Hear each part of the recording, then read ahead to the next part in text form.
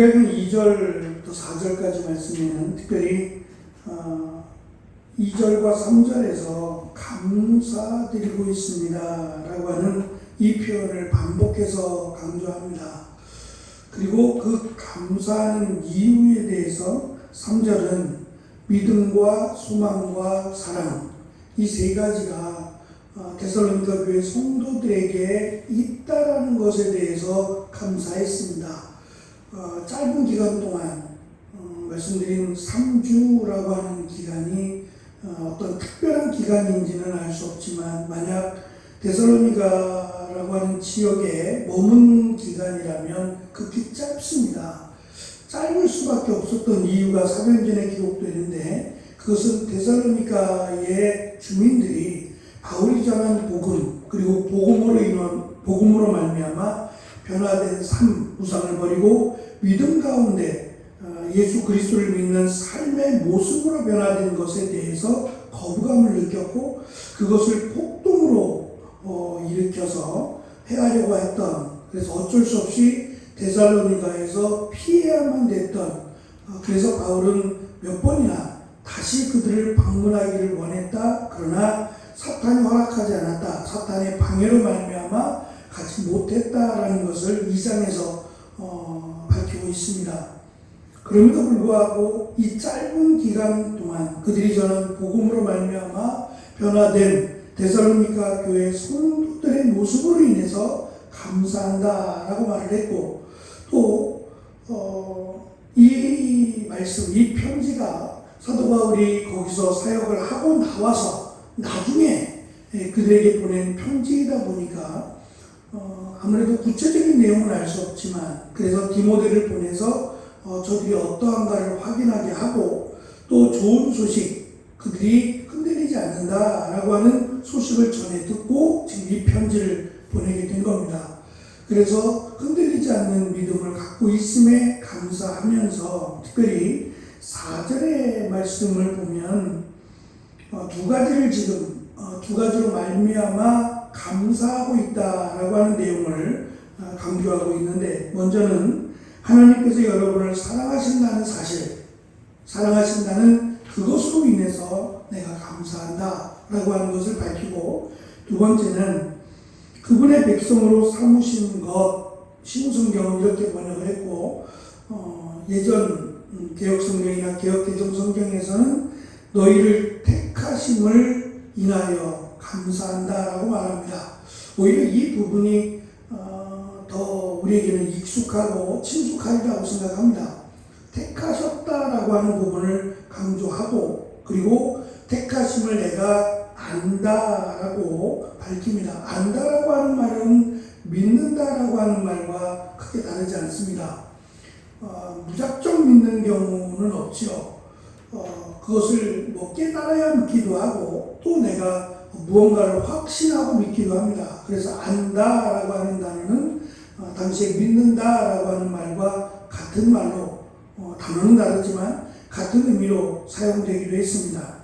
이 표현을 한 이유가 말씀드린 그들이 예수 그리스도를 믿음으로 변화된 삶까지는 좋았는데, 그것을 데살로니가 지역에 살고 있는, 함께 머물고 있던, 바로 그들이 복음으로 인해서 변화되기 전까지만 해도 친구로, 또 형제 자매로 살고 있던 그들이 받아들일 수 없다는 거죠. 바울이 전한 복음을 받아들일 수 없다. 그러니 너희들이 이곳에 나가든지 너희들과 함께 할 수 없다라고 하는 것으로, 일단 사회적인 면에서 고립되는, 그래서 생활하기가 굉장히 어려워진 그런 그 모습들 속에서 사도 바울이 확신을 주고 그들에게 위로를 주고자 하는 표현이라고 생각합니다. 흔들리지 말라고 하는, 환난과 핍박 가운데도 믿음을 지키라고 하는 이러한 그 단호한 그 표현이 4절에 있는 하나님의 사랑하심을 받은 이라고 하는 표현과 너희를 택하심을 우리가 안다라고 하는 이 표현을 우리는 기억해야만 합니다. 사도 바울이 그들에게 전한 복음, 이 복음의 능력으로 말미암아 그들이 변화되었고 그들이 그것을 기쁨으로 받아들였습니다. 또한 그들은 이 복음을 통해서 예수 그리스도를 믿는 삶으로, 믿는 사람으로 변화되었습니다. 이러한 변화는 단순한 지식적인 깨달음에서 그들의 삶을 변화시키는 성령의 능력과 그리고 하나님의 도우심이 아니면 불가능하다고 여긴 겁니다.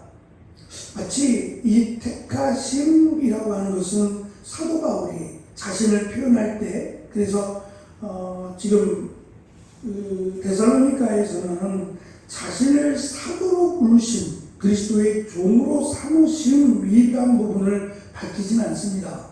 뭐 이유가 있겠지만, 그러나 대부분의 편지에서는 자기를 사도로 삼으심, 사도로 택하심에 대해서 의도적으로 밝히면서 편지를 시작합니다.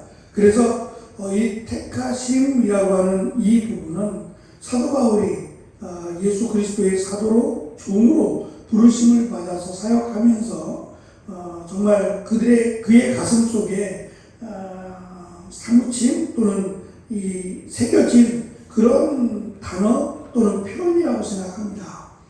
자기를 죄인 중에 괴수였던 자신을 그리스도의 종으로 또는 사도로 선택하셨다라고 하는 그 자체가 은혜고 또한 축복임을 사도 바울이 잊지 않았기 때문에 그가 끝까지 이 사명을 감당할 수 있었으리라 생각합니다. 마찬가지로 사도 바울이 지금 그 택하심을 받은 것, 하나님의 선택하심을 받은 하나님의 자녀로, 사랑받는 자녀로 선택하심을 받았다라고 하는 이 부분은 사도 바울 역시도 마찬가지지만 가장 근본적인, 택하심을 받은 근본적인 이유는 그들의 어떠한 공로나 행위 때문이 아니라 하나님의 사랑하심 때문임을 밝힙니다. 바울은 그들을 하나님께 사랑받는 이들이라고 부르며 하나님의 선택은 오직 그분의 사랑과 주권적인 결정에 기반하고 있다는 것을 강조하고 있습니다. 이렇게 강조하는 이유는 당시 고대 그리스 사회의 가치관과 대조되기 때문인데, 당시 그리스도인들은 누구를 선택할 때 또는 지도자로 세울 때 그 사람의 공적과 성품을 중요하게 여깁니다. 우리 또한 마찬가지입니다. 지금 이 시대도 누군가를 선택할 때는 그 기준, 회사가 세웠든지 어느 기관에서 세웠든지 간에 그 기준들이 있습니다. 그 기준들에 적합한 사람을 선택하죠. 그런데 하나님께서 우리를 하나님의 자녀로, 하나님의 사랑받는 자로 선택하심에 대해서 성경은 우리가 그만한 공적이 있거나 그만한 합당한 기준에 적합해서라고 말씀하지 않습니다. 어쩌면 정말 이해하기 어려운 하나님의 무조건적인 선택입니다. 그래서 교회 공동체 안에도 이렇게 보면 사도 바울이 하나 되기가 어렵고 공동체 안에서 사회적 기준을 가지고 들어오면 어려울 수밖에 없다라고 자주 설명하는 이유가 정말 다양한 사람들, 정말 기준을 찾아볼 수 없을 만큼 다양한 사람들이 교회 안에 또는 하나님의 선택받은 자녀로 있기 때문입니다. 그래서 오히려 예를 들면 뭐 어떠한 키로 기준을 뒀거나 어떤 지식적인 기준을 뒀거나 성품의 기준을 뒀거나 어떠한 뚜렷한 기준이 있다면 그 기준으로 인해서 하나 되기가 쉬워요.